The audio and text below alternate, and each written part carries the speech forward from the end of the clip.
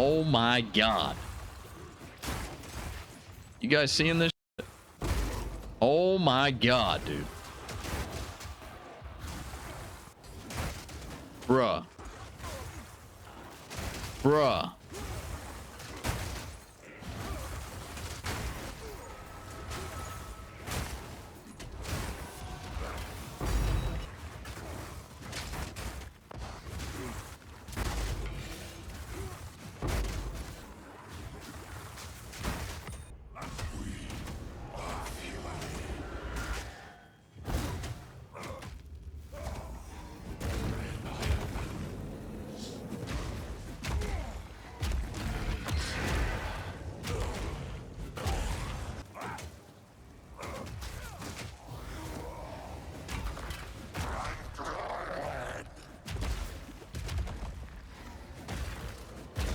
Hey, what's up everybody? Ghosted here, and today I'm going to be bringing you one of the most insane warrior builds that I have made in Path of Exile 2, and I'm not exaggerating when I say that. This build has the most insane AOE as well as very fast boss damage as well. I think you guys are going to love this build. It does have some very unique tech involved with getting this build functioning the way that it is.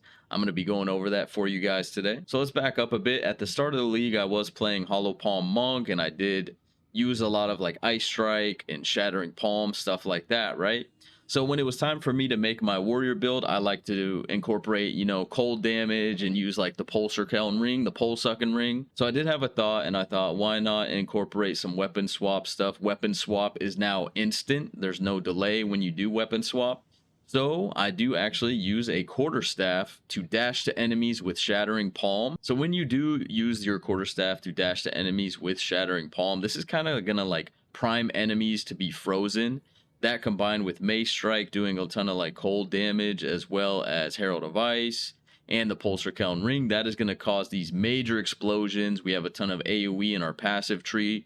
So I'm going to be explaining it and helping with you guys getting this set up. This is the most fun build I have played for warrior, hands down the most satisfying build that I have created. This tech is so fun. I would definitely recommend trying this build out for yourself. You can level with this build. All right, so let's not waste any more time, and we'll get into explaining how this build works. I do have a planner. It'll be in the description. It'll be a pinned comment as well, but I would recommend sticking around and watching the video to get the full explanation so you're not left with any questions. Okay, so real quick, I'm just going to show you what the character panel is looking like very quickly.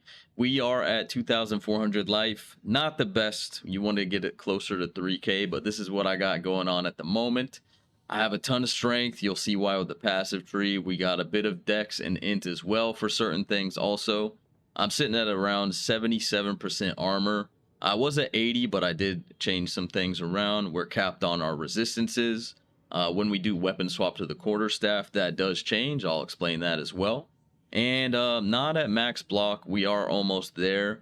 And I'll explain what I anointed in place of Lay Siege and stuff for the moment as well. Okay, so now I'm going to be swapping over to our skills and showing you our skills as well as our support gems at the moment. I'm also going to bring up the character panel to explain something really quickly. I did mention that this build does have a lot of weapon swap going on at the moment. So in our second weapon slot, we do have a quarterstaff, okay? This is how you're going to be able to use Shattering Palm. Once you do Shattering Palm, that's when you are swapping back to your Mace and you're using Mace Strike, okay? So I am going to start with Mace Strike. That is the main skill for mapping, and then I'll get into the weapon swapping, Shattering Palm, as well as boss damage and stuff too. Okay, so for our Mace Strike right now, it is showing that it is 122,000 DPS right now. This tooltip can be misleading. It doesn't incorporate the damage from close combat. Doesn't show that because you got to be close to enemies for that damage to reflect. We are also using Rage 3. This is going to be building up our Rage for us as well as giving us more attack speed. That's why you do opt for Rage 3. We're also using Embitter instead of like Cold Attunement or Elemental Armament. The reason I'm using this is because we are using the Eternal Bog Shield. It does give you fire damage. So essentially we're turning that fire damage into cold damage with Embitter, as well as cold penetration. I'm not using Rockiata's Flow to lower enemy resistances, Cold penetration is going to help with mapping big time. So against like rares and stuff like that, that's why I'm using cold penetration. All right, and then right here we do have ancestral call. I'm still testing this, but if you look at what ancestral call is doing for strikes, it does allow them to hit 2 additional enemies. This is one of the ways that we are doing big AOE. I'm not opt into like magnified area on Mace Strike for now. I'm testing this, but it's been working great. All right, so now we are going to swap to what we're doing with the quarterstaff, which is at the start of our damage for maps is staggering palm. It doesn't have a lot of damage. Again, it's just priming enemies to be exploded pretty much. We are also using cold attunement. This is giving it a little bit more damage. Sometimes in maps, you will literally just kill enemies with this skill before you even combo Mace Strike. So allowing it to do a bit more damage is good. Inevitable critical. There's a reason I'm using this, okay? This will build up your crit chance. We don't have a lot of crit, but with this skill, when we do potentially crit with Shattering Palm, we will proc cold exposure. This will lower the enemy's resistance a little bit if we do crit with inevitable critical and Shattering Palm. Also, I'm using magnified area. This is the biggest area of effect you can get with it. You do lose a little bit of damage, but it doesn't do a lot of damage, so that doesn't really matter. And this is huge for the AoE that you're going to be doing in mapping. And we're using, just like Mace Strike, Ancestral Call 2. This is going to proc 3 different Shattering Palm hits on enemies in the area. I'll show gameplay to show you what that looks like. It's insane, dude. Full screen AoE clear on breach mobs and abyssal. You're gonna love this shit, I promise you. Just kind of moving on from what we're doing in mapping. Sometimes you'll run into a really tanky rare, or for pinnacle bosses, we are using rolling slam, okay? I've tried multiple things. I tried like shield wall. I tried stunning pinnacle bosses into Hammer of the Gods. This has been the best method for me, okay? In rolling slam is heft, as well as heavy swing. This is just building big physical damage. We're also using Fist of War to ancestrally boost it, as well as causing aftershock. The aftershock is going to be big chunk damage as well. And we're also using Adalui's Bloodletting. This is giving you a big increase to physical damage based on the cost of life for your skill. I'll get into why our skills cost life. As you can see, we got no mana going on right now. So what I do with boss damage is I'm building up rage with Mace Strike. And then once I have enough, like max rage, I pop Infernal Warcry, and then I start using Rolling Slam. I'm going to be honest with you guys, when I am doing pinnacle bosses, I am throwing on a second two-hander just for added damage. I mean, you can see the damage number go up quite a bit from throwing on a second weapon. I know this might be annoying for you guys, but crafting two-handed maces this league is really, really good. You don't even have to just buy them. You can try to get some really good crafts going on. In Infernal Warcry, we are using Tireless to hopefully not count the attack as being empowered, so we can get another attack out that's empowered. Also, Raging Cry to grant us a bit of rage when we do pop our shout. And I'm using Second Wind so I get another use of this in case I need to proc it again to get another big set of damage. It does lower your cooldown recovery rate, so I am using cooldown recovery 2 to kind of mitigate us not having as much cooldown recovery rate. So you can actually proc it twice. And as far as like the main skills, that's it. There's not that many buttons that you're going to be pressing for this build. That's another reason why it is so good.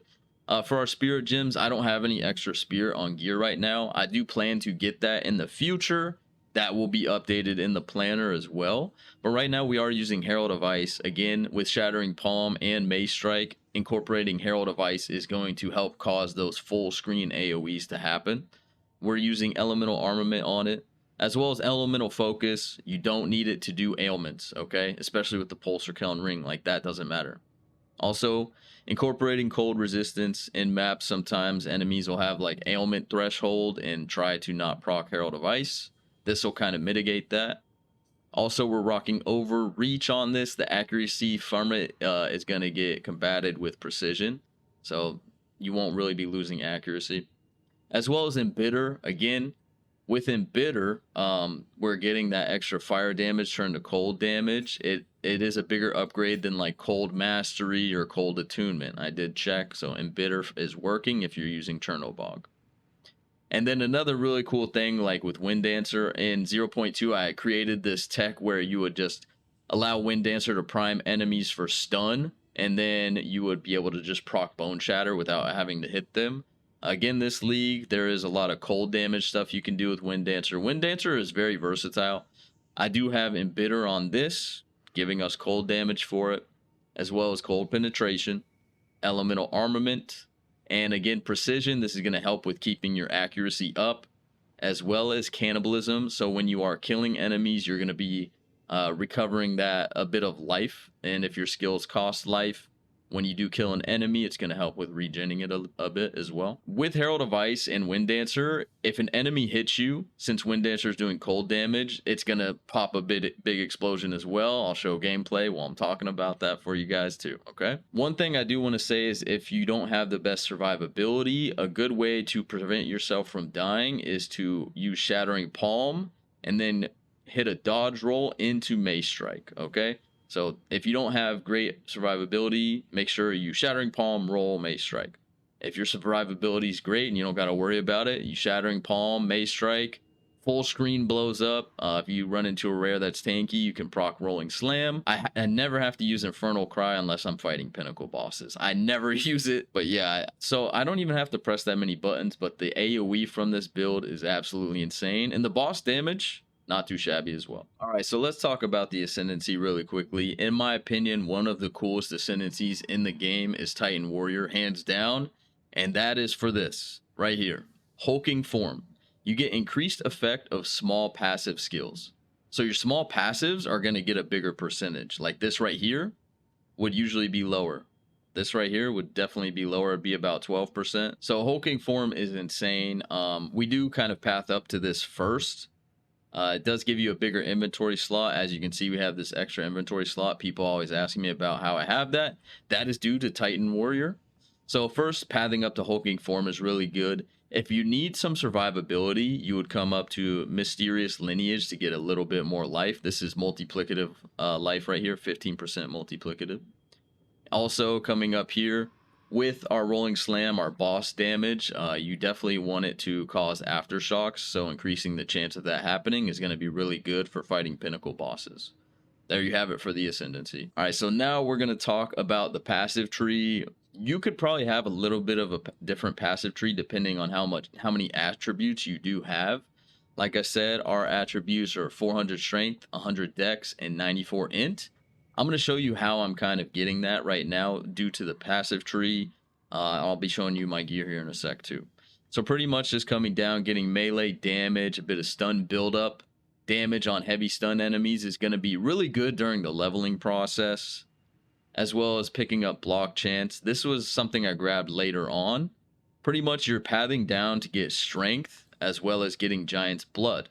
Okay? Giant's Blood is huge for the build. It allows you to use a two-hander in one hand. That will allow you to equip either another two-hander or a shield in the other hand, okay? One thing I do want to show you guys really quickly is with speccing in the Giant's Blood, that is going to increase the requirement needed from your quarterstaff, okay?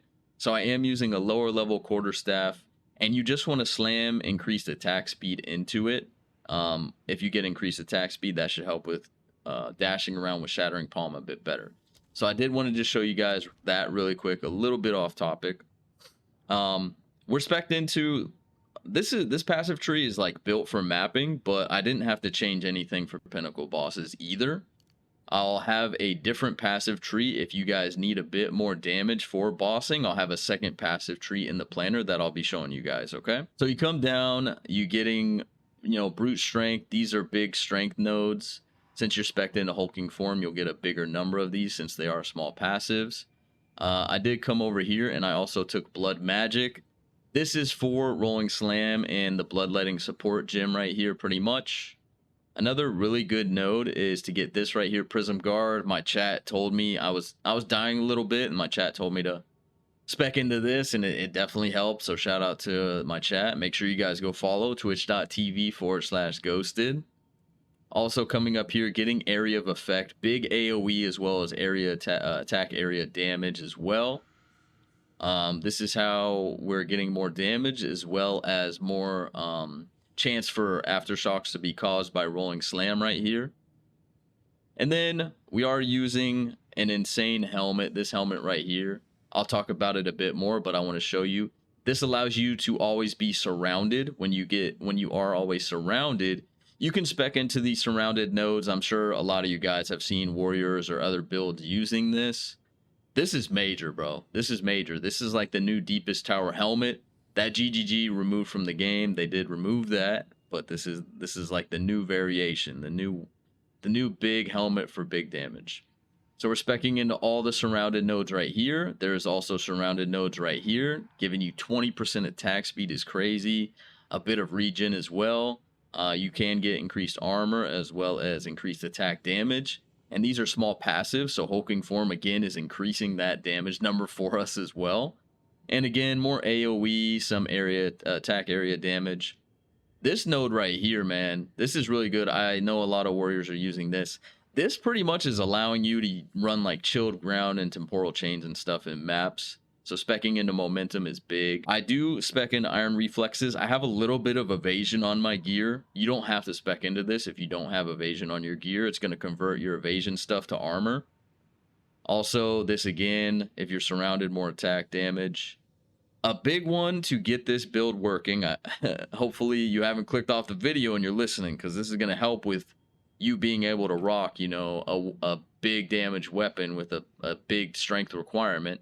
You can see this strength requirement is 367. That's not that bad, but my other one is 401 right now.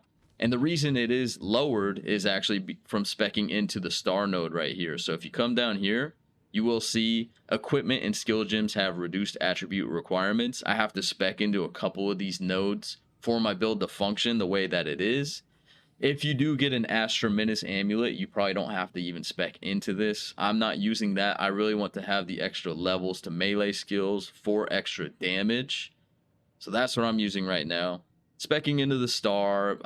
The passive isn't anything insane. We're specking into a ton of strength, and we're specking into a ton of AOE as well as AOE damage. And one of my favorite nodes that they did add into the game is this right here, Tribal Fury. If you have not used this passive yet, this is very similar to the Fanatic Great Hammer or the Cultist Great Hammer that gives you splash damage. They added a node to where you can just have this with any of the weapons. So strikes deal splash damage to targets within 1.5 meters. This is big for AoE and splash damage. I love this. I even got a Megalomaniac for this as well for my other characters. It's so good. So yeah, I am kind of pathing to another socket right now as I level up. That's probably where I'm going to be heading for. I'm not there quite yet, but that's the passive tree. Okay, we talked about the passive tree and our skills. Now I'm going to be showing you guys the gear that I've got so far with the build.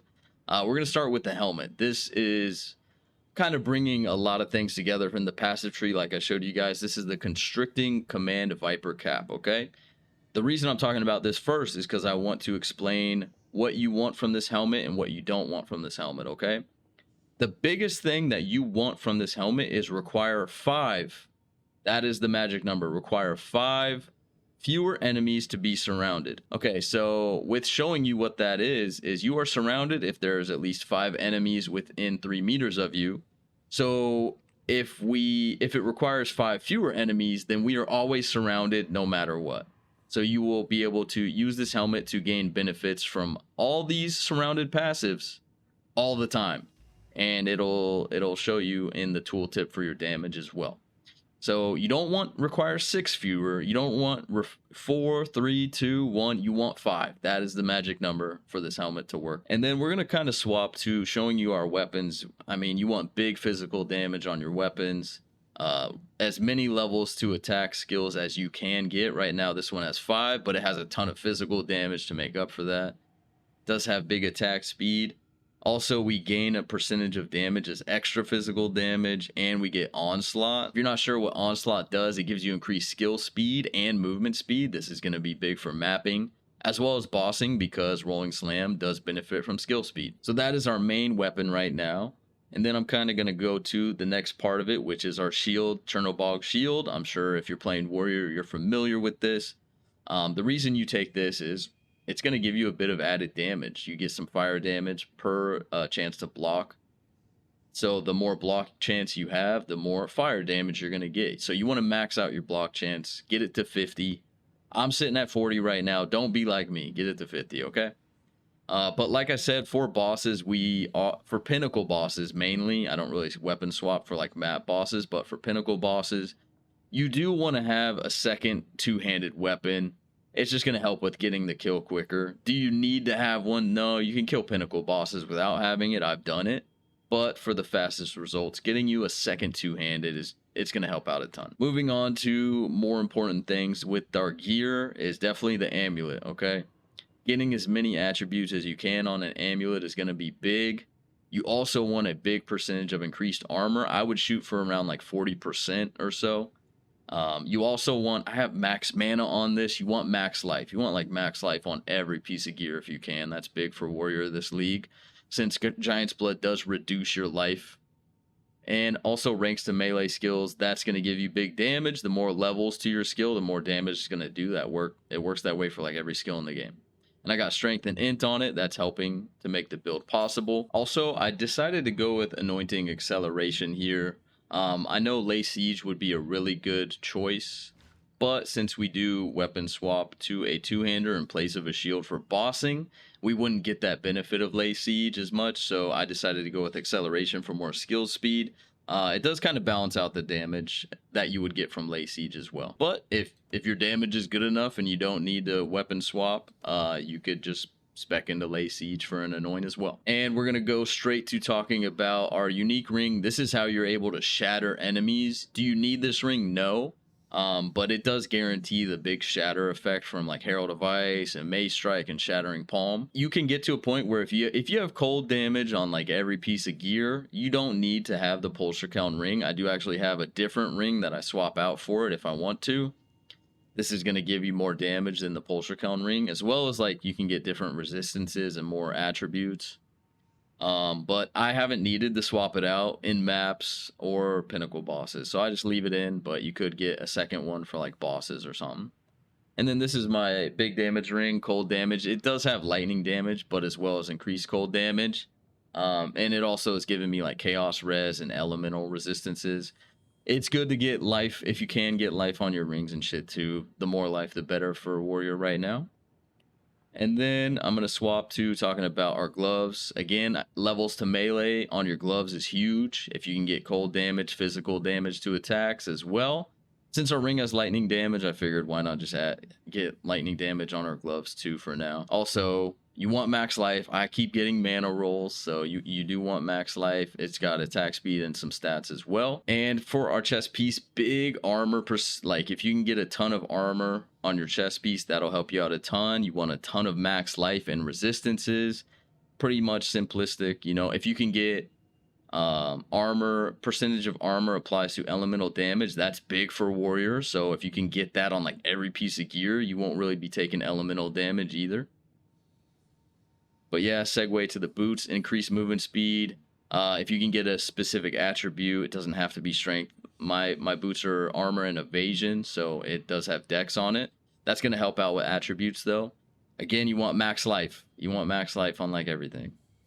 For my belt, if you can get armor, max life, triple res, or like strength on your belt, that's big too. I am rocking the Onslaught unique charm right now. I had it from my monk and I just swapped it over to my warrior. This will help with preventing you from being slowed, so you can run chilled ground and temporal chains no problem, as well as a stun charm and a freeze charm. Freeze is like really big this league with the abyssal. One of the abyssal rares can like freeze you instantly, so these two charms will help out a ton as well. Guys, that is the end of the video. I really hope you enjoyed this video. I thought of this tech with Shattering Palm and Mace Strike a couple days ago after playing Hollow Palm Monk, and it has been such a fun build. I encourage all you guys to give it a try and just see the AOE pops and maps, as well as the damage for pinnacle bosses is great too. Thank you guys so much for watching. I do appreciate it. Please let me know your thoughts down in the comments. It helps out with the algorithm, getting my video out there to more people.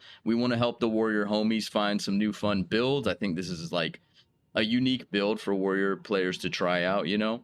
I know not everybody wants to do weapon swap with a quarterstaff. It's well worth it, I assure you. If you could also leave a like on the video and consider subscribing as well. We're a small YouTube channel. I'm trying to grow the YouTube. I'm also trying to grow the Twitch. So please come follow your boy over at twitch.tv/ghosted. We have an awesome community there as well as in our Discord. So make sure you guys jump into those, okay? And yeah, that's it for now. I'm going to continue to improve this build and I will be working on others. So again, if we see you in the future, I would appreciate it. And I'll see you in the next one. See ya.